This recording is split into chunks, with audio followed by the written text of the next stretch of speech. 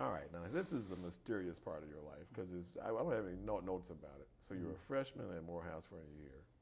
You went to Canterbury House and listened to Edmund Berry Gaither and E.J. Brisker, and for some reason they persuaded you to give up a scholarship.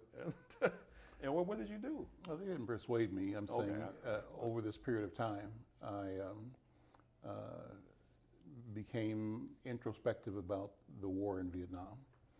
Though I'd already committed in high school to serve in the Navy, and the contract I had was one that I agreed to give 6 years altogether, 2 years active duty, and the 2 years active duty could be deferred to the completion of college as long as I made the drills every month, right?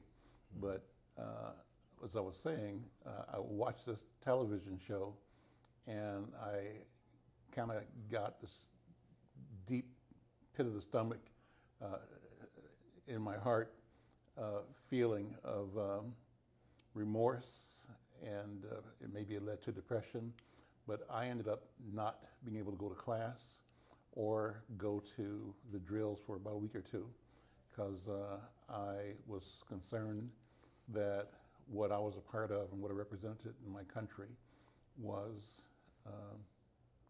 dealing death and devastation on people that didn't deserve it, and I somehow took that personally. And all of it on an impressionable 17, 18-year-old who was at the same time learning about, Black history, Black legacy, learning Black consciousness, experiencing, feeling, energy. And were there any classes on campus about, were you taking any classes? No, there weren't. They were just standard history classes. I ended up writing a treatise about sort of a Black manifesto for my history class that I got a D from because I was presenting an analysis of supremacy and a proposition to challenge white supremacist thought to a white professor, and he thought it was garbage, and I got a D on the paper anyway because of that, but it didn't deter me. So my thinking came into all of my classwork, and it was a history class talking about American society, American culture, and it was the classic, all the principles, and ignore the fact that slavery was the bedrock of the foundation of this country. But talk about all the good America has been and has done and how we're better off, et cetera. And I challenged all of that in my thinking at this point in time. Now, did you interact at all with the Center for the Black World? With no, not in 1965. No. Yeah, they were. No. Okay, I don't even know if they were formed yet. Yeah, I don't know it. I'm not conscious of it. They were forming. They were getting. I'm not conscious of any organized activity except for SNCC. And I don't know why I was aware of SNCC. I went to SNCC events off campus on 100th Street in Atlanta, and I hung out at a jazz club called the Loving Spoonful on 100th Street, and I think that they were saying that the freedom riders that would go into Alabama and Louisiana, when they came back to Atlanta for breaks, they would come to the Loving Spoonful and just hang out, and listen to music, decompress. I just remember that story. So I'm in there enjoying music. In those days, SNCC was heavily involved in Mississippi in '64, '65 in Alabama. Stokely was in Alabama. Yep. And so the Atlanta and Loving Spoonful in particular was a place for respite, for just decompression. And I would be there, and I'm a kid around these people who were, already legendary fighters. Yeah, I was trying to think of Vincent Harding, because he's the founder of the Center for the Black World. Well, Vincent Harding was one of my teachers, but the center had not been founded at that point in time. I was in one of his classes, I think, and again, I'm a freshman. So what happened? What happened? So I ended up not going to drills and deciding that I didn't want to go to drills, and I got called to active duty. And I put it off I finished my freshman year, I went home to Worthington for the summer, and over the summer, I decided, I weighed whether I should go to Canada and just not participate in the war, or go ahead and do what I had obligated myself to do. And at the end of the day, I decided to go ahead and do that because I had signed the contract. So I did on active duty. So 2 years of active duty. So where did you serve? Stationed first in Mayport, Florida, at a Naval Air Station, and then to Jacksonville, Florida, assigned to a destroyer, a ship. And I spent 2 years there, most of the time in Mayport or Jacksonville, and part of the time the ship was stationed in Charleston for dry dock and repairs and stuff. Mm-hmm. In that 2 year period, I made a couple of Caribbean cruises and one Mediterranean cruise, and that was it. So it was really, it was easy duty. Easy for duty. Those days. Yeah, yeah, it was really easy duty. For those days. Yeah. I'm 19, 20. I had a lot of fun, but I still had my thoughts, and I had my conscience, and I kept expressing myself even while I was there. Okay. So were you engaged in any journalistic activity in those days? Not so much, except for that when I, two things. One is that when I was in that summer in Worthington, at the 4th of July parade, I chose to do a one-person protest. I put on sandwich boards saying, "Let's talk about the war in Vietnam," in the war in Vietnam. And while the figure classic Southern rural Minnesota, red state, right? And here's a black kid walking up and down the street on 4th of July with billboards saying "in the war in Vietnam." And it caused quite a bit of outrage in the county and in the community. So that was that. That also got to people who knew I was a reservist. And so I got some feedback, but not direct on that. Then I went to active duty, I think maybe in August, 1st of August or so, and spent 2 years. Didn't do anything in terms of writing while I was in the military, except I was on the way home for a leave on April 4th, 1968. April 4th. April 4th or April 3rd. April 4th. You're talking about the day that Dr. King. So April 3rd, I was in the airport in Atlanta, either April 3rd or April 2nd, and I saw Dr. King. So I'm standing there, and I might have been in uniform, and I might not have, I can't remember. But Dr. King was standing there by himself in the airport. And so I had this internal dialogue. By this time, in my mind, I'm a black nationalist, even though I'm in the military, right? Even though I'm a sailor. Internally, my secret me is a black nationalist. And so I'm ambivalent about Dr. King, because he represented the old way, and I'm representing and looking for the way to challenge and push back differently. And so first impression was, and then, common sense took over and said, you know what, that's Dr. King.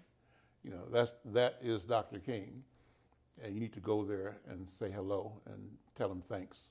And that's what I did. Dr. King, I'm Al McFarlane, and thank you. And he just said, okay, my son, go in peace, that kind of thing. So he was on his way to his death. And so that was, a 1 minute meeting, one-on-one, just me and him. And he was by himself? By himself. He was alone. And I walked up to him and talked to him. He said, okay, how you doing? And good to see you, take care, go in, I don't remember his words, but the feeling was go in peace. It's hard for us to imagine today a public figure of his stature alone in an airport. Standing alone in the airport in Atlanta. And so I walked up and spoke to him. Yeah, absolutely. And so then in Worthington, maybe in a couple of days or so. So that might have been the Thursday or the Friday or the Wednesday. I'm not sure. I could probably find the date of that trip that I took. But when he was killed, then I wrote a letter to the editor of the Worthington Daily Globe. It's worth finding because it was full of fire and full of anger. And it was a declaration that, okay, if that's what you want, that's what you get. That was the feeling of the letter. And that nobody has any obligation from this point on to reason with you or to be reasonable. So that's kind of the spirit. And that's a 20-year-old. Well, a lot of people felt that way then. And 20-year-olds and older. And rebellions all over the country. And so the letter I wrote was published in the Worthington Daily Globe. And got a reaction, and it got a reaction from my ship when I got back to the ship. Yeah, and what was that reaction? I think just questioning.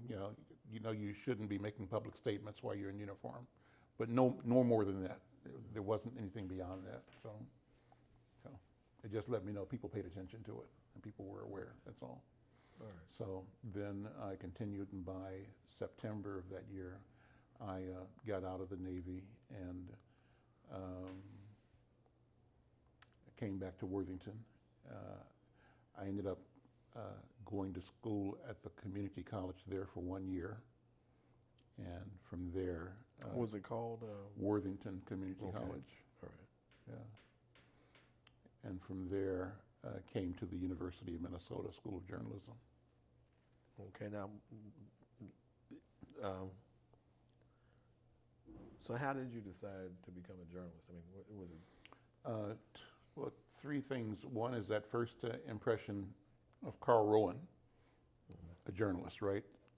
Two is always in the back of my mind was my father's praise for my ability with language and my command of language. Three, when I was at Morehouse, we would have all these rap sessions and, gripe sessions, right? And typically we get to where this is up in Graves Hall and the Crow's Nest, they called it. I don't know, the Crow's Nest. It was the top floor, and all the guys up there would argue everything about the world. And we get around to saying, okay, let's write a letter to the editor. Who's going to write the letter? It'd be me. So I have the assignment of writing because I had an ability or a gift of being able to synthesize a lot of different ideas. I was able to hear left, right, and center and put it together in a way that it made sense so that everybody agreed that this properly reflected the sentiment of the moment the idea is being expressed. So that was happening at Morehouse. The letter I wrote to the Daily Globe following the death of King was a powerful letter. It was well written, and the passion leapt from the letter, and the letter was alive. So while I was there, the owner of the paper said, when you get out, if you're interested, you can come back here and work. That's how I got started. So I said, okay, and I came back home, got a job working for the town newspaper in Worthington, and went to the community college for a year. And I used that year to sort of learn to be a professional writer. I wrote obituaries for a year. Anybody who died in Nobles County had to come through me for public, for their public rest. And that was a good experience, just the discipline of writing obituaries. And I wrote neighborhood community sports as well. I'm not into sports at all, but I wrote sports stories, took some pictures. And while I was in school at the college, I did work then for the college newspaper called the Blue Jay Flyer, and I waxed heavy and long because I was 2 years older than everybody else in school because I was a veteran. I'd gotten out of the Navy, and the rest of them were kids out of high school. And so I spoke from my sense of seniority and a sense of more experience, and wrote about anything and everything that was concerning me about the world, and a lot of it was politics and culture and art. I had a chance to meet Alex Haley. Haley was on a speaker's tour. He came through Worthington and made his presentation about the writing of the Malcolm X book, and also he's working on a new project. The new project had a working title of Before This Anger. And he was at my house, at my mom's and dad's house after the evening just talking with them. We invited him over, we talked about it in his briefcase. I said, what's in the briefcase? Oh, that's my manuscript. So can I see it? No, nobody sees it. It doesn't leave my side. And what's it called? Before This Anger. Well, that was Roots. That's what he was working on. And so I did a long Q&A with him for a magazine that we started at the college called Collage Literary Magazine. So I founded my first literary magazine in Worthington. I was a co-founder of Collage Literary Magazine, and I was also an editor of the Worthington Community, college newspaper. In the course of the year, towards the spring, the theater department said they were doing a play, and they wanted to know if I could act. I said, well, I never have, but I'd try it. What you got in mind? Well, we got a play and a part to be perfect for you. I said, what's that? Well, we're doing Lillian Hellman's The Little Foxes, and we need a slave, a servant. I said, oh, hell no, not me. You got the wrong one, buddy. And guess what? Well, we didn't want to use blackface on somebody. I said, you don't have to use blackface. I read the play, read the stuff. I said, you can do this without blackface. So this is about human condition, man's inhumanity to man, And they said, well, we want to, do this. I said, well, tell you what, I'm not doing the part, and you're not doing it in blackface. And if you do, I'm going to stop it.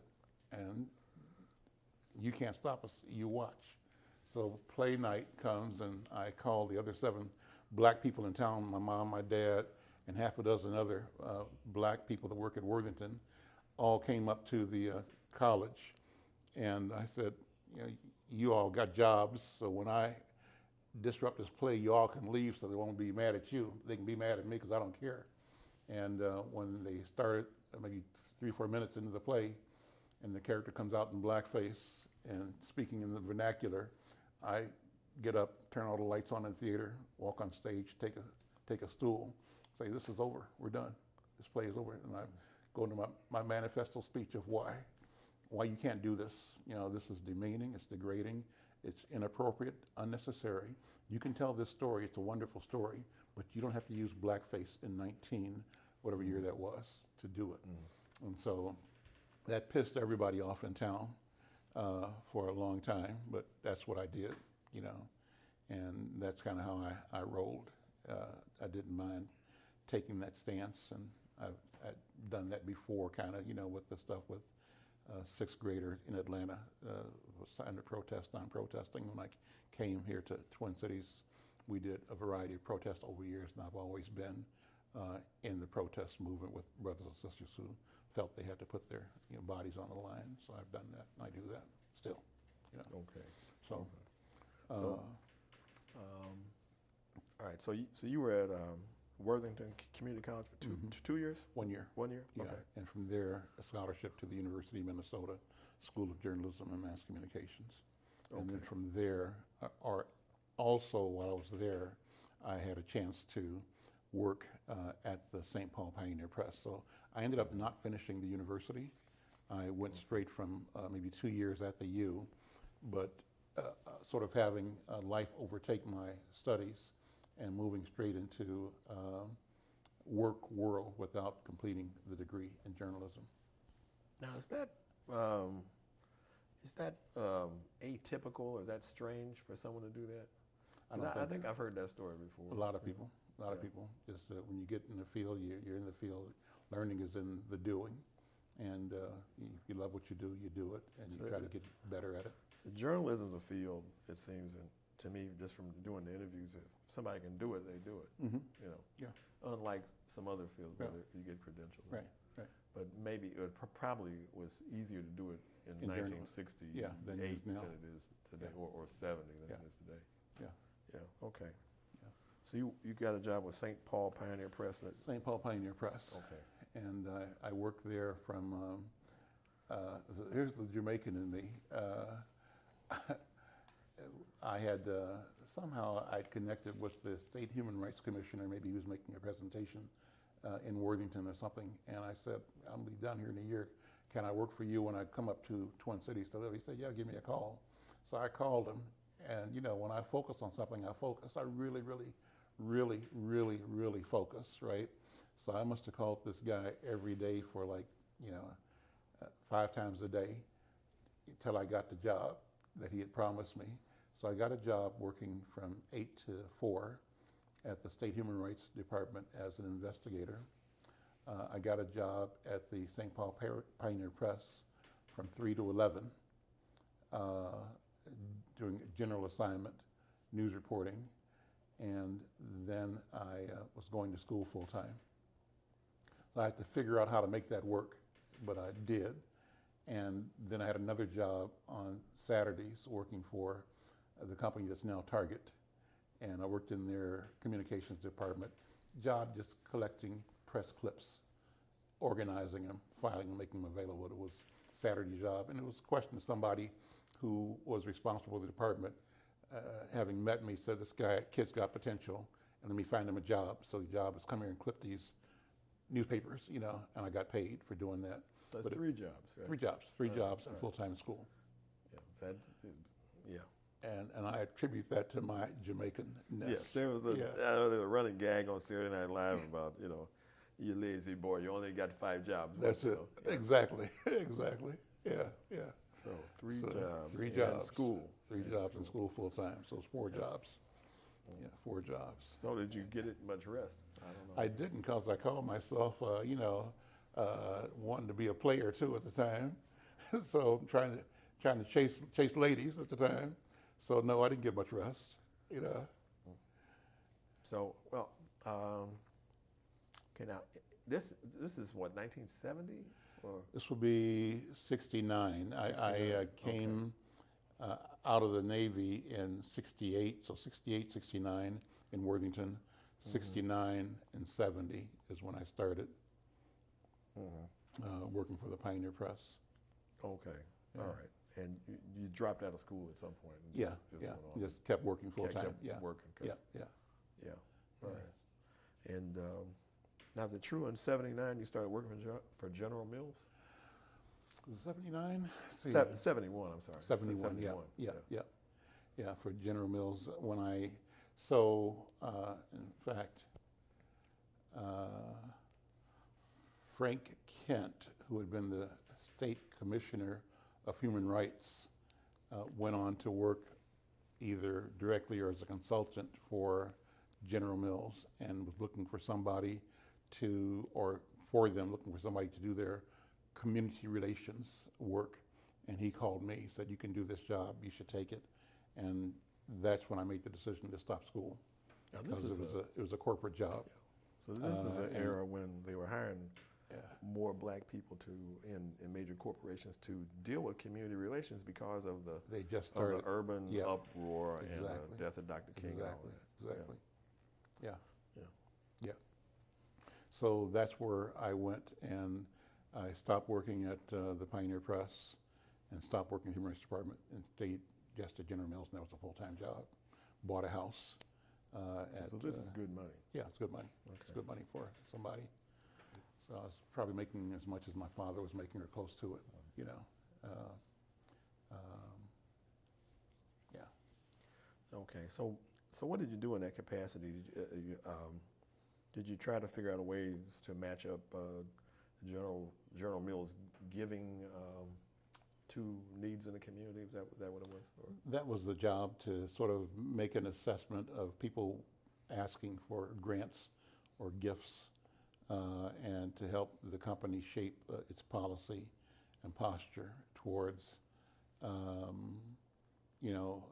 the community.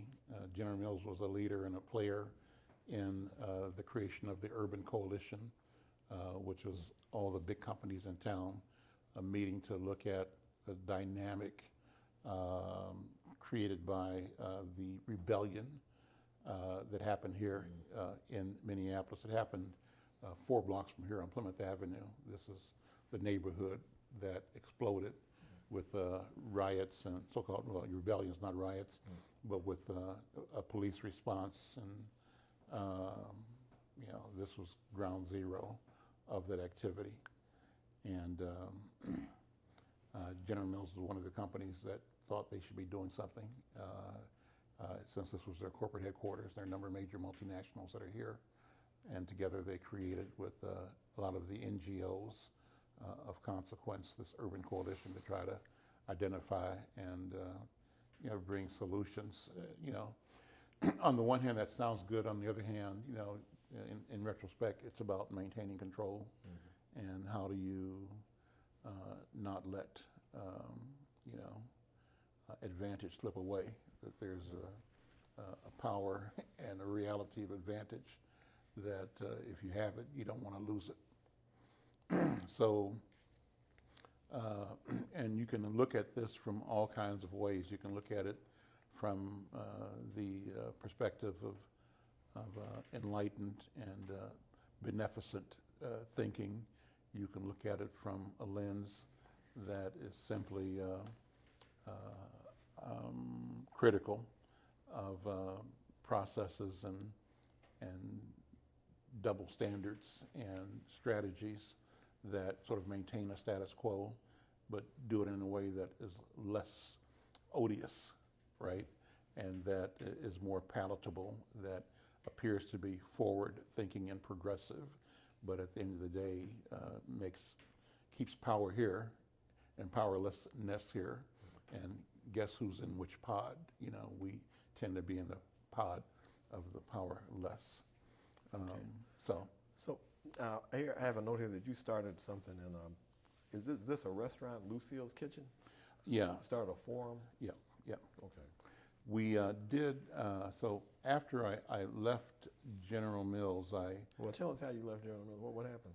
Well, time to go out on my own. I wanted to do business and to be independent, and you know, had a parting of the ways that was not really good, that I tend not to talk about a lot. I don't know if, I don't talk about it actually.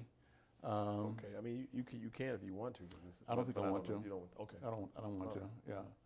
So this is 1976, yeah, right? 73. 73? Yeah, 73, Okay. 73. Okay. 73. Okay. So I left the company and then went to work for a small printing company in northeast Minneapolis that published trade magazines like Midwest Motor Transport and Twin Cities Tool and Die Journal. And I was selling printing for that company, and they hired me on to create a public relations division. So I was the vice president for Midwest Public Relations, a division of Graphic Services Incorporated. I convinced the owner of the company to let me start a magazine for my neighborhood. We ended up launching Insight as a magazine in 1974. We published it for about 11 months, monthly, 4-color cover, very nicely done, professionally presented, and positive stories about this neighborhood that we're in right now, the near north side, North Minneapolis. After a year, I bought the rights from the owner and spent another year working nights as a janitor in one of the suburbs and spending my days knocking on doors selling advertising. Now, what role did the Lucille's Kitchen Forum play in any of this? Well, once I got Insight launched, I got financing, launched Insight as a newspaper, and then after several years, started having editorial meetings at this restaurant called Lucille's Kitchen. I'd have my team, let's meet. And as it turned out, like in the TV commercial, everybody was in my business. Everybody was listening to my conversation with my team. And so I said, why don't you guys join the conversation? So over a few weeks, more people start getting involved in this conversation, where it really was Insight News' editorial meeting, looking at and discussing issues in the community which covered in the newspaper. And so from there, we went to, why don't we turn this into a town hall meeting or public policy forum? That's where we created the Insight KMOJ public policy forum at Lucille's Kitchen. That's what it was, and it blew up. It was huge. Okay, we're going to pause here.